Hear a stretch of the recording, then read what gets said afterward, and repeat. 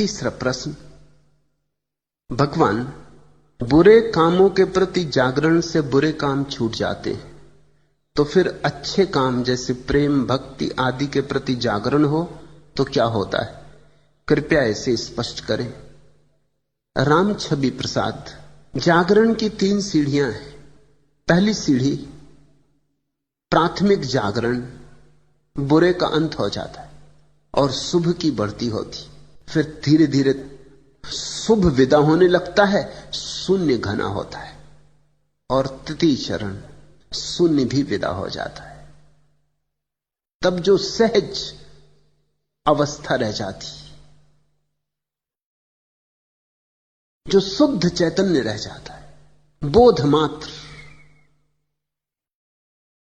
वही बुद्धावस्था है, वही निर्वाण है। शुरू करो जागना तो पहले तुम पाओगे जो गलत है छूटने लगा।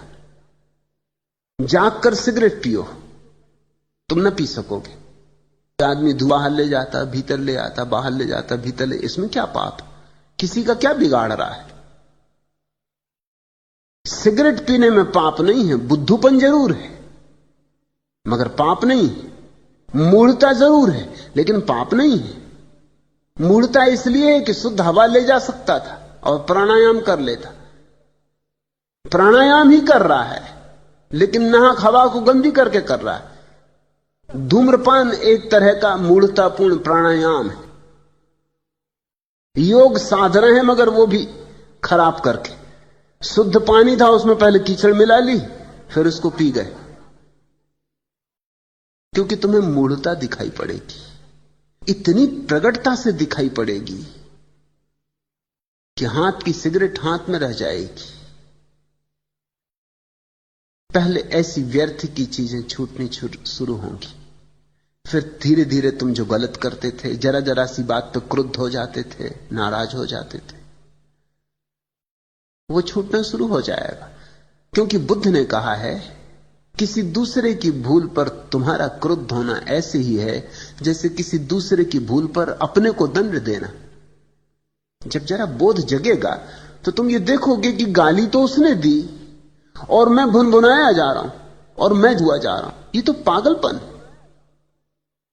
गाली जिसने दी वो भोगे, न मैंने दी न मैंने ली। जैसे ही तुम जागोगे गाली का लेना देना बंद हो गया। अब तुम्हारे भीतर क्रोध नहीं उठेगा, दया उठेगी, क्षमा भाव उठेगा। बेचारा अभी भी गाली देने में पड़ा है। वे ही शब्द जो गीत बन सकते थे अभी गाली बन रहे हैं। वही जीवन ऊर्जा जो कमल बन सकती थी अभी कीचड़ है।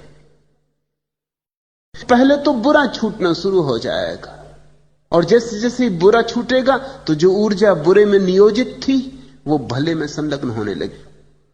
फिर धीरे धीरे भली भी समाप्ति होने लगेगी, क्योंकि प्रेम भी बिना घृणा के नहीं जी सकता। वो घृणा का ही दूसरा पहलू है। इसलिए तो कभी भी तुम चाहो तो घृणा प्रेम बन सकती है और प्रेम घृणा बन सकता है। क्रोध करुणा बन सकती है, करुणा क्रोध बन सकता है। वो परिवर्तनीय है, वो एक ही सिक्के के 2 पहलू। तो पहले बुरा गया, एक सिक्के का पहलू विदा हुआ, फिर दूसरा पहलू भी विदा हो जाएगा, फिर भला भी विदा हो जाएगा और शून्य की बढ़ती होगी। तुम्हारे भीतर शांति की बढ़ती होगी, ना शुभ ना अशुभ। तुम निर्विषय होने लगोगे, निर्विकार होने लगोगे और तीसरे चरण में, अंतिम चरण में शून्य भी विदा हो जाता है। तब जो सहज अवस्था रह जाती, जो शुद्ध चैतन्य रह जाता है, बोध मात्र, तब तुम रह गए निर्विचार, निर्विकल्प। उसको ही पतंजलि ने कहा है निर्बीज समाधि। बुद्ध ने कहा है निर्वाण। महावीर ने कहा है कैवल्य की अवस्था। जो नाम तुम्हें प्रीतिकर हो वह नाम तुम दे सकते हो।